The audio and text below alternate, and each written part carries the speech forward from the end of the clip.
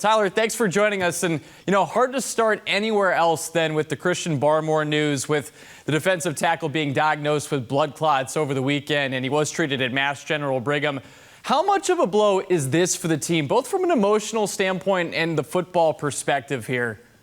Yeah, I think it's a good point to kind of put those two things out there, because I do think it's a twofold, multifold issue here with the Patriots. Just on the personal level, this is one of your crowning players. We talk about an offseason where the Patriots made it a priority to retain a lot of their core players who they believe are building blocks going into this new era with Jerod Mayo, and Christian Barmore was key among them, getting a massive $92 million contract, the highest contract the Patriots have given out to a player not named Tom Brady. So this is the kind of caliber of player we're talking about here with Christian Barmore, supposed to be a leader on the interior of your defensive line. We talk a lot about Matt Judon. We talk about all of these players, Kyle Duggar. Christian Barmore at the end of this season could very well have been your best player, and still could be if he returns to the field, your best defensive player on the field on a defense that I believe is going to be pretty good. So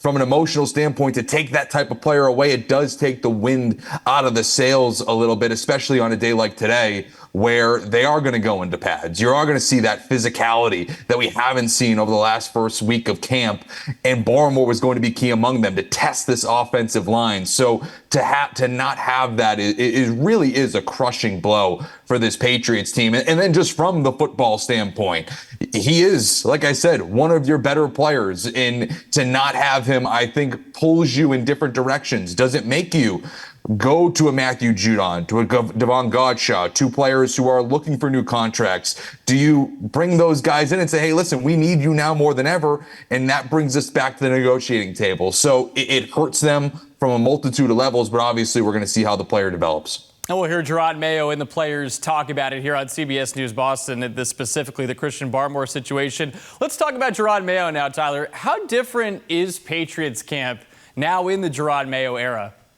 Yeah, it is different. Obviously, he is a Bill Belichick disciple, played under him, coached under him. He is a Patriot through and through. So there was going to be some similarities, but obviously some differences. He said that as much in his opening press conference with Robert Kraft, calling him Thundercat. So, we knew it was going to be a different personality, and we've seen that so far in training camp. One thing that I think fans would notice who have been there in years past that would show up to a training camp today, that there's music throughout it. Typically under Bill Belichick, the music would really come in during, obviously, opening stretches, but then during competitive drills to kind of create a more chaotic environment.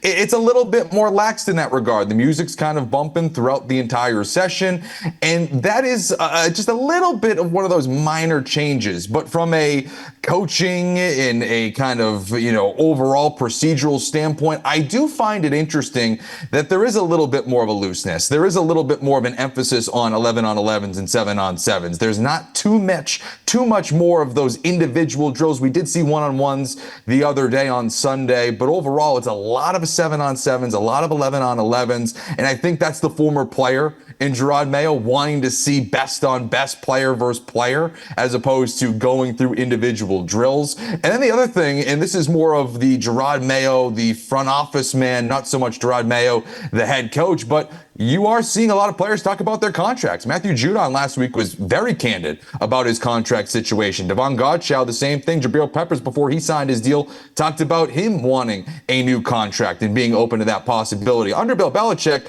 that simply didn't happen. And if a player did speak out of school in terms of his contract situation, we typically wouldn't hear from him for the rest of the summer. So there's a minor things here and there that we noticed that the Jerod Mayo era is a bit different than Bill Belichick. And Tyler, I want to hit on the Matthew Judon contract situation, because from what Jerod Mayo is saying, it doesn't seem as though the contract situation is affecting the way Judon is going about his business here in training camp. But what have you seen and heard about the latest as it regards to Matthew Judon's contract status?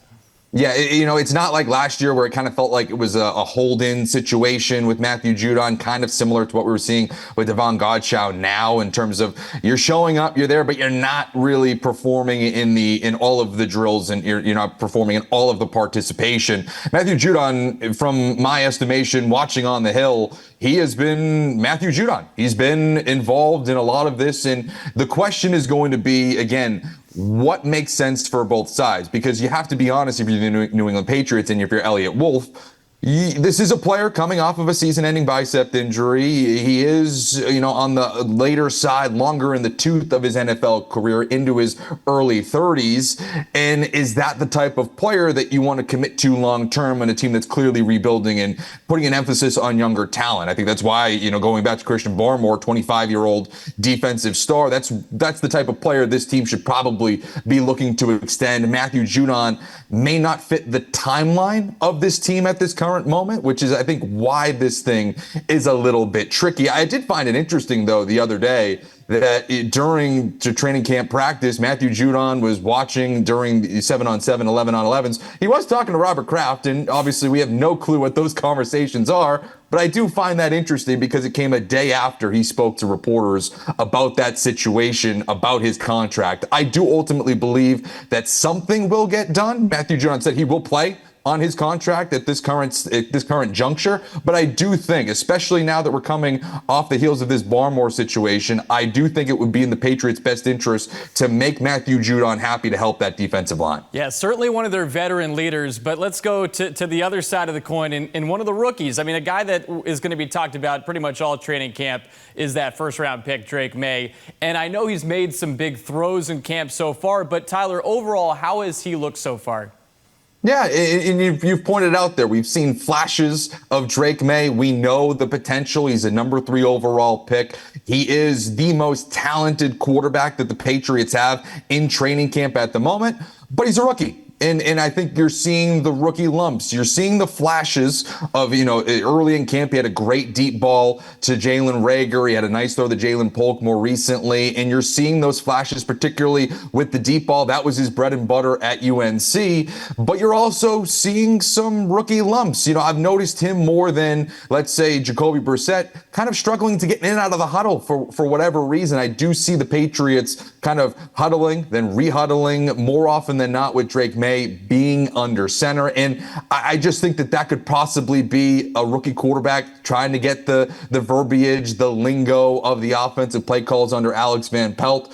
And those are the growing pains. And those are the things that should be expected during training camp. I think that Jacoby Brissett is here to start week 1 and to start a decent chunk into the season. And Jerod Mayo said before we even broke camp here that Drake Maye would have to ball out, to have to show out and have a tremendous camp in order for him to be the week 1 starter. I don't know if that's happening, but he is showing strides of progress as we go forward here this summer.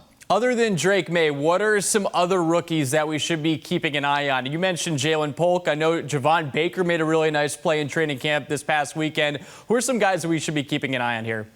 Yeah, of course, the wide receivers are a massive story for the Patriots. Javon Baker had a Willie Mays-like cast. It wasn't even, over the shoulder. It was over his head, and he was able to haul in. And those are in individual one-on-ones. He was going up against a defensive back that, may not even make the team. So you kind of have to tug and pull a little bit to say, okay, that's a great play.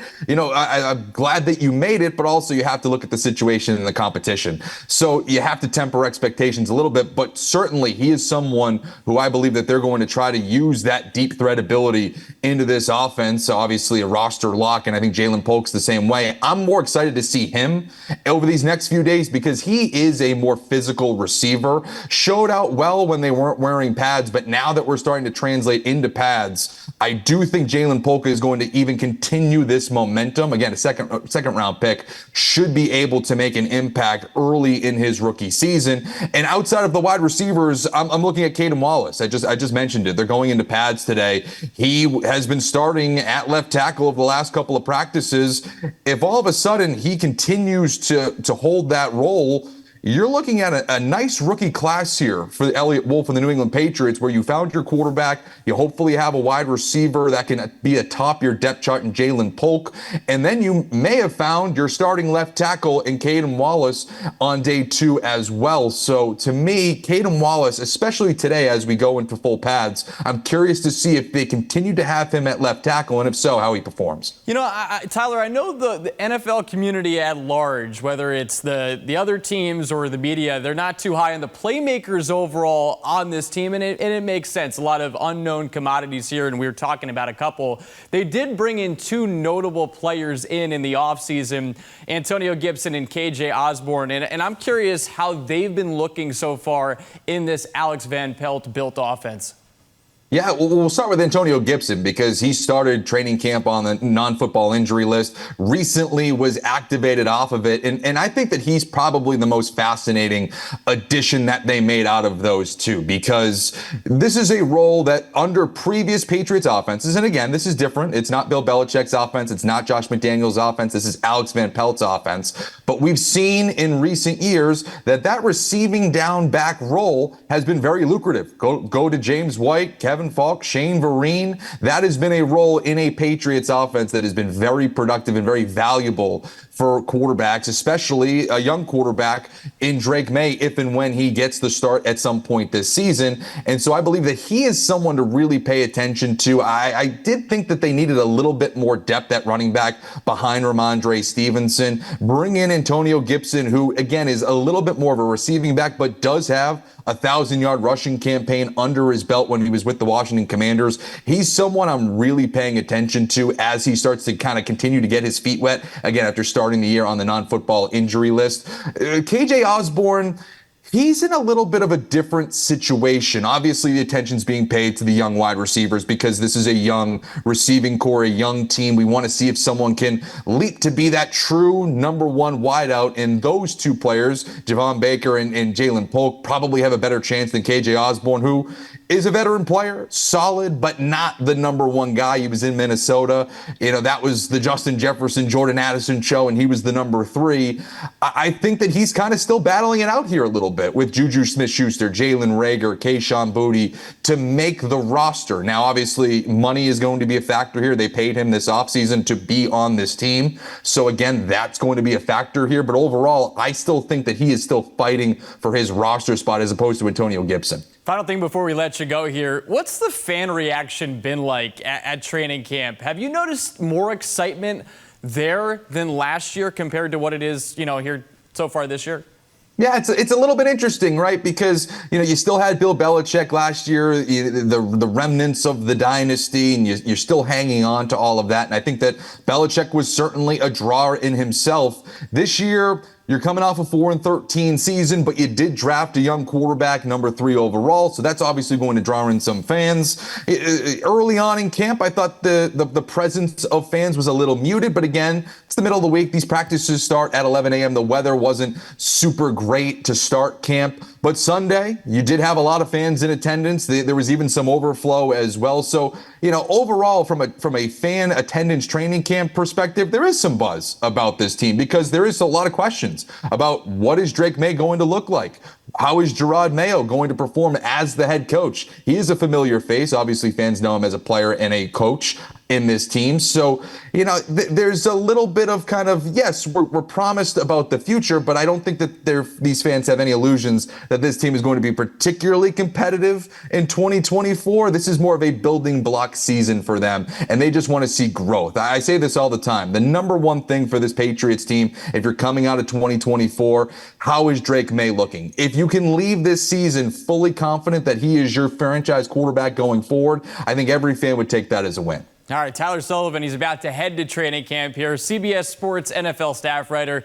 Tyler, thanks so much for joining us and look forward to having you here with us throughout the 2024 season. No problem. Thank you for having me.